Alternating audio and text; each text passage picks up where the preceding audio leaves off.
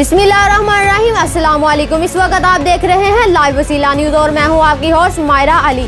तो आइए देखते हैं आज की ताज़ा इलाकाई खबरें। लाहौर से अपडेट करते हैं। Press secretary Punjab human rights protection and social justice Rana Mohammad Zaman जैया आज मोरका 28 मार्च बरोज जुमेरात मरकजी सीनियर वाइस चेयरमैन आबद वजीर और मरकजी vice president Sheikh Mohammad Abdullah ने गवर्नर हाउस लाहौर का विजिट किया और गवर्नर पंजाब जनाब बलीग अर रहमान से अहम मुलाकात की।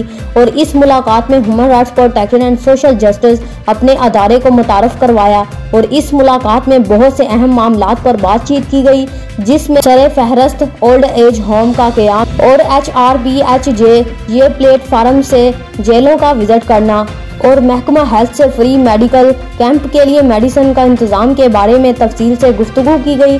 और इस मुलाकात में गवर्नर पंजाब बलीग अर रहमान साहिब ने हर तरह के ताउन की यकीन दहानी करवाई। माशाल्लाह आज की मीटिंग बहुत कामयाब रही।